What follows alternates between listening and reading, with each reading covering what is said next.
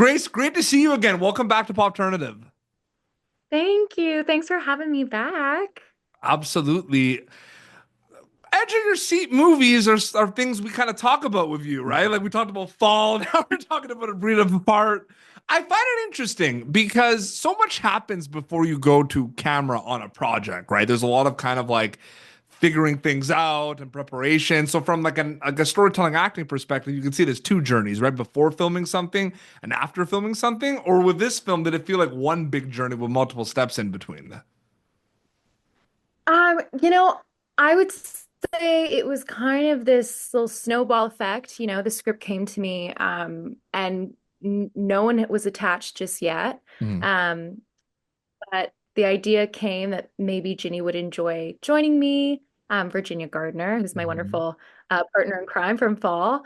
So great. And yeah, when I heard that, I said, of course, let's pull her into another crazy scenario of survival and madness. And I'm so glad she wanted to join me on it because it really was quite the adventure. We were in Guatemala and um, having an adventure on screen and off screen, honestly, the whole time. We from time to time do like director interviews on Popternative, and I will say by a mile, and I hope he hears this, or like Scott Mann, my favorite director interview I've ever done in my life. Like honestly, Oh, I love him. Yeah, like he's it awesome. was the best interview. Like it was so. I mean, I love that movie. Fall was like it's one of my. I love that movie so much. I've like recommended that movie to so many people, and people were like, "I did not know about this movie. It's one of my favorites now." You know what I mean? Oh, that's so sweet. That makes me so proud and so happy. That was such a blood, sweat, and tears experience, Oh, Um, absolutely. This we're one's so chaotic too, though. This one's chaotic. This one's a lot lighter. This one, I actually don't really cry. No spoilers. No. I cry So that much.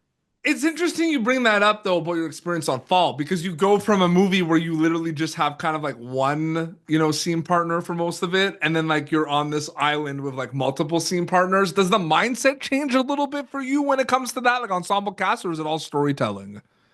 It's funny because we have this amazing cast, right? And everyone plays their note in such a fun way. It's such a fun ensemble that while we were filming, I had a couple moments where I said to Ginny, I was like, I'm so boring. I'm so boring compared to everyone because Mhm. everyone's so fun. So it is interesting when I'm more of the straight man in this, I'm a little bit more straight-laced and sarcastic and acerbic. So I'm busy kind of looking at all the craziness and going, what is going on with all these influencers? But yeah, you do have to shift gears, and especially with this being more comedy horror, Yeah, um, the comedy of it all just had us laughing a lot of the time. It was so much fun. Fall was traumatizing in the best way, it's in the best. interesting. It's interesting because, the horror movie genre is so incredible right now and there's so many different kind of ways to scare people and there's different like worlds and like Fall was considered, like this survival thriller. This, like you said, is considered like a horror comedy. Is it Yeah. exciting to think about the landscape of horror movies now and horror movie fans where there's like gonna like eat up all the content like we just talked about, like thrillers, sci-fi, like it's pretty crazy, right? It's pretty crazy, and I hope it's fun. I hope, A Breed Apart can be kind of a light watch in a sense because there is a lot of comedy. I mean, I just watched it with an audience recently, and it was so fun to be around people laughing and Mhm. having a good time watching something.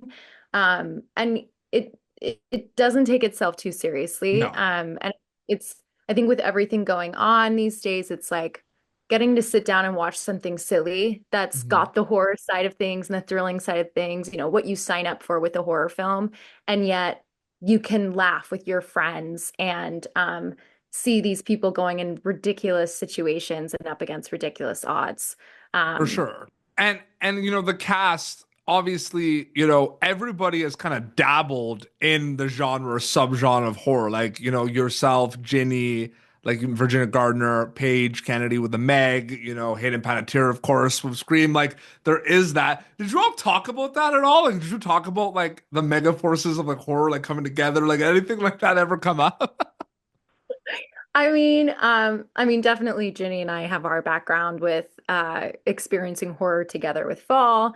I think we really enjoyed being in a scenario where, we weren't hanging from a tower screaming for our lives every day.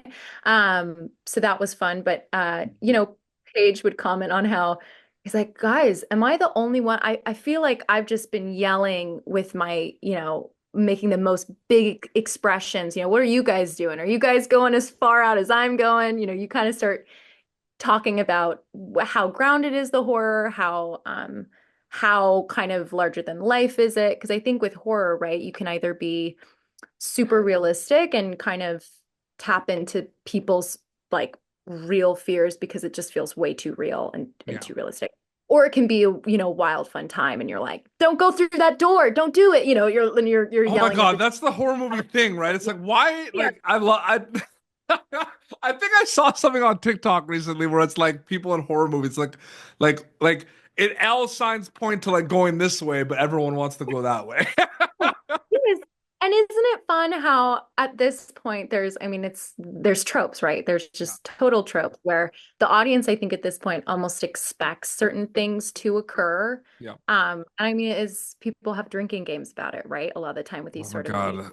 I'm also so this next question because I'm a filmmaker as well. So I had a film that I wrote and produced that a horror film called The Joining that premiered in LA in October at Screamfest, which was really cool.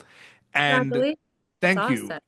And I think about these things because I watch movies like really different now that I'm making films. You know what I mean? I want to go back to like the movies that I watched like 10 years ago. And if I was making films, see if I like would think the certain way, right? So and especially I feel like it might have happened in this movie for sure with A Breed Apart. But like we see some scenes in this movie, right, that have the runtime's like 3 to 4 minutes, right? But that scene might have taken you the whole day or two or three to film. When that happens, and I'm sure that happened on Shazam too. When that happens, do they feel like their own mini movie, those big scenes, or do they feel like part of the project overall? Oh my gosh, I'll give you the complete honest answer. Sometimes it feels like Groundhog Day, and you're going, oh my gosh, I can't believe we're returning back to scene whatever for, Hmm. actually on Fall, Ginny and I, we had a scene. I can't tell you how many times we had to film some coverage or something for it. It was the first time we get up on the tower and we're supposed to be screaming and excited that we made it there. And somehow this scene was on our call sheet probably every single day. Hmm. Because there was drone coverage and a lot of different things, but we were blown away. We're like, oh my gosh, it's still here. And when it wasn't on the call sheet, we celebrated because you're like, oh, it's gone finally. Um, but no, because it's so repetitive when you're filming the exact same scene, right? It's like it's Yeah, so repetitive. So it feels, if anything, like you're stuck in Groundhog Day. And it would feel, I think, more like a whole movie if more things happened. But you're absolutely. repeating the same scenario over and over. And that happens with action sequences too, right? We had a scene in Shazam. It only took us 2 days to film this scene where the first Shazam, Billy gets bullied.